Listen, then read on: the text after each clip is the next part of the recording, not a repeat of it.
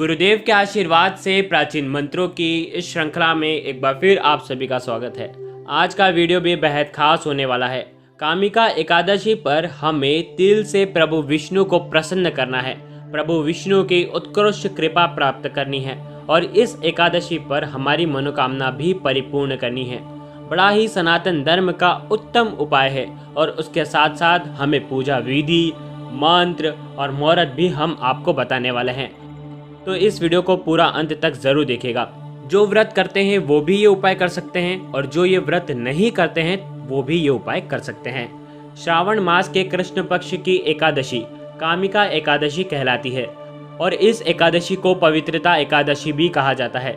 इस एकादशी का व्रत करने से सभी प्रकार की मनोकामना परिपूर्ण हो जाती है। ऐसा हमारे धर्म शास्त्रों का मानना है कि अगर आप इस एकादशी का व्रत करते हैं, भगवान श्री विष्णु की पूजा आराधना करते हैं तो आपकी अधूरी इच्छा भी परिपूर्ण हो जाती है।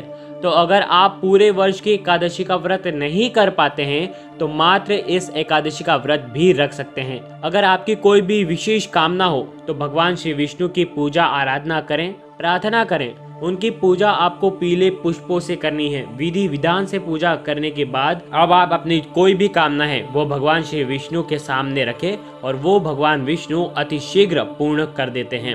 एकादशी बहुत ही श्रेष्ठ व्रत है। हर महीने में 2 बार एकादशी आती है और दोनों एकादशी का व्रत सर्वश्रेष्ठ व्रत माना जाता है।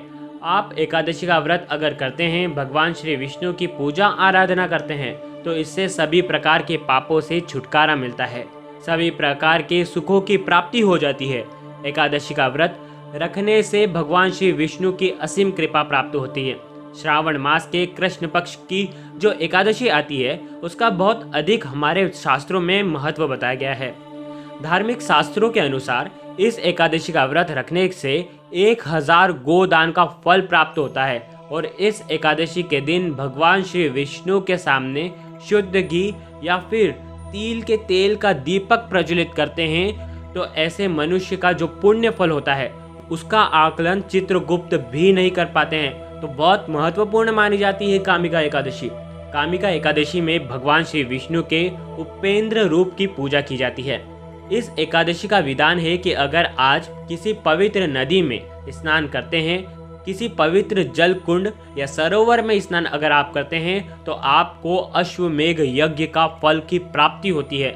अगर आज के दिन भगवान श्री हरि विष्णु की पूजा करने के बाद इस व्रत की कथा सुनते हैं तो आपको वाजपेयी यज्ञ के समान फल की प्राप्ति होती है। इस व्रत का बहुत अधिक महत्व हमारे शास्त्रों में बताया गया है। अगर आप कामिका एकादशी का व्रत करना चाहते हैं तो किन नियमों का आपको पालन करना चाहिए, किस प्रकार भगवान श्री हरि विष्णु की पूजा करनी चाहिए। देखिए, एकादशी का व्रत जो भी करते हैं उन्हें नियमों के बारे में पता होना चाहिए कि एकादशी का व्रत हम जब करते हैं तो 10वीं तिथि से ही इसके नियम प्रारंभ हो जाते हैं। 10वीं से लेकर द्वादशी तक 3 दिन तक का नियम हमें पालन करना होता है। जब एकादशी का व्रत करते हैं तो 10वीं तिथि के दिन से ही कुछ चीज़ों का त्याग करना चाहिए। जैसे 10वीं तिथि के दिन जब आप स्नान आदि करते हैं उसके बाद आपको तामसिक भोजन नहीं करना चाहिए। एकादशी के दिन प्रातःकाल जल्दी उठें, स्नान आदि करने के बाद भगवान श्री विष्णु की पूजा आपको करनी चाहिए। एकादशी के दिन भगवान विष्णु की पूजा आराधना करें। आपको एक चौकी बिछाना है, चौकी पर भगवान विष्णु की प्रतिमा रखना है, उनके सामने एक घी का दीप प्रज्वलित करना है। विधि विधान से उनका जलाभिषेक कीजिए। अगर आपके पास शालिग्राम शिला है, लड्डू गोपाल जी हैं या विष्णु भगवान की कोई भी मूर्ति है उनका आपको जलाभिषेक करना चाहिए। कच्चे दूध से अभिषेक करना चाहिए। पंचामृत जिसमें दूध, दही, घी, शहद, शक्कर से ये सभी वस्तु एक साथ मिलाकर उनका भगवान का अभिषेक करना चाहिए। अलग अलग भी इन सभी वस्तुओं से आप भगवान शिव का अभिषेक कर सकते हैं। आप भगवान विष्णु की पूजा करते समय उन्हें पीले वस्त्र, पीले फूल, पीले फल उनको अर्पित करना चाहिए। भगवान विष्णु की ज़्यादा से ज़्यादा आराधना करनी चाहिए। इसके बाद आप व्रत का संकल्प लें। आज आपको व्रत का संकल्प इस प्रकार लेना है कि आपकी सारी मनोकामना परिपूर्ण हो जाए, क्योंकि ये जो एकादशी है ये मनोकामना परिपूर्ण के लिए ही की जाती है। व्रत का संकल्प लेने के लिए अपने सीधे हाथ पे थोड़ा सा जल लें, पुष्प लें, सफ़ेद तिल का प्रयोग करें, क्योंकि सफ़ेद तिल जो हैं वो भगवान विष्णु को अति प्रिय होते हैं और उनकी पूजा में इस्तेमाल हमें ज़रूर करना चाहिए। आप जल और पुष्प लेकर भगवान विष्णु के मूर्ति के सामने या उनकी फ़ोटो के सामने आप संकल्प लें और अपनी जो भी कामना है वो भी कहें। अगर आपकी कामना है तो आप जब संकल्प ले रहे हैं तो आपकी वो कामना पूरी हो जाए, ऐसा मन में धार कर और ये जो सामग्री है, जो पुष्प है, वो भगवान के सामने आप छोड़ दें। इस प्रकार से व्रत का संकल्प लें, व्रत का आरंभ हो जाएगा। उसके बाद आपको ओम नमो भगवते वासुदेवाय का 108 बार आपको जाप करना है। विष्णु सहस्त्र नाम का पाठ कर सकते हैं या फिर भागवत गीता का भी आप पाठ कर सकते हैं। तो आप अपार धन के लिए भी माता लक्ष्मी को याद कर सकते हैं। माता लक्ष्मी के मंत्र का ओम श्रीम नमः का आप जाप भी कर सकते हैं। द्वादशी के दिन प्रातःकाल जल्दी उठें। उपाय हम आपको आखिरी में पूरा बता देंगे। द्वादशी के दिन आप प्रातः जल्दी उठें इत्यादि करने के बाद आपको पारणा करना है। किसी भी ब्राह्मण को आपको दान की सामग्री निकाल के रखनी है या फिर ब्राह्मण को घर पे बुलाकर आप दान दे दीजिए। इस तरह से दशमी से द्वादशी तक के नियम होते हैं जिनका पालन आपको करना चाहिए। अगर आप व्रत नहीं करते हैं तो भी आपको कुछ नियमों का पालन करना चाहिए। चावल का त्याग करना चाहिए, भगवान विष्णु की आराधना करनी चाहिए, उनके मंत्रों का जाप करना चाहिए और उपाय भी करने चाहिए।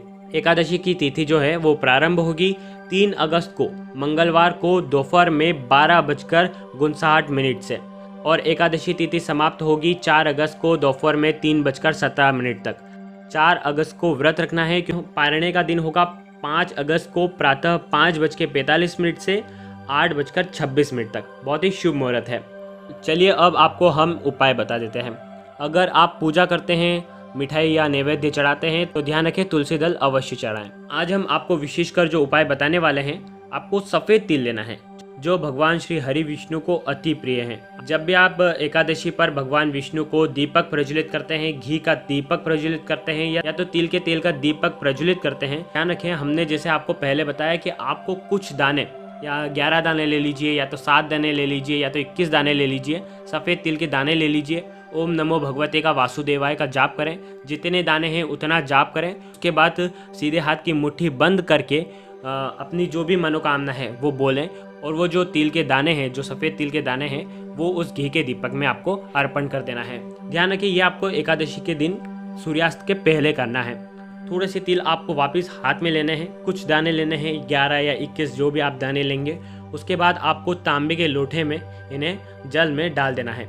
ओम नमो भगवते का 11 या 21 बार जाप करके उसमें डाल देना है। पानी में डाल देना है, थोड़ा सा कच्चा दूध रखना है। इसे आपको ले जाकर के पीपल के वृक्ष में चढ़ा देना है और आपको वहाँ पर भी ओम नमो भगवते वासुदेवाय का जाप करना है, ओम श्रीम नमः का जाप करना है। ध्यान रखें आपकी जो भी मनोकामना है पीपल के वृक्ष के वहाँ पर भी आप बोल सकते हैं। ध्यान रखें ये 3 बार आपको मनोकामना बोलनी है, लेकिन तीनों बार जो मनोकामना है वो एक ही होनी चाहिए। पहले आपने दीपक में जब तिल डाले हैं जब आपको एक मनोकामना बोलनी है, अब आपको पीपल के वहाँ पर मनोकामना बोलनी है। अब आपको क्या करना है कि शाम को सूर्यास्त के बाद आपने जो भगवान विष्णु के नाम का जो दीप प्रज्वलित करा था उसी दीपक को उठा करके आपको वो तुलसी जी के वहाँ पर रखना है। उसमें वापस घी डालना है और आपको दीप प्रज्वलित करना है और आपको तुलसी जी के वहाँ पर भी आपको मनोकामना बोलनी है। तो ध्यान रखें तिल के दाने तो उसमें डले हुए होंगे, आपको वहाँ पर मनोकामना अपनी बोलनी है। ये उपाय बहुत ही उत्तम है, बहुत ही उत्कृष्ट है और सफ़ेद तिल और जो सफ़ेद तिल रहते हैं वो भगवान विष्णु को अति प्रिय होते हैं। बस ध्यान रखें एक ही मनोकामना बोलनी है, आपको 10-15 मनोकामना नहीं बोलनी है, एक मनोकामना बोलनी है और तीनों बार एक ही मनोकामना बोलनी है। गुरुदेव के आशीर्वाद से प्राचीन मंत्र, यंत्र और उपाय आपको प्रभावना के रूप में दिए जा रहे हैं। आपके अपने इस चैनल को लाइक करें, शेयर करें, सब्सक्राइब करें और बेल आइकन को ज़रूर प्रेस करें। जय माता रानी, जय गुरुदेव, प्रणाम।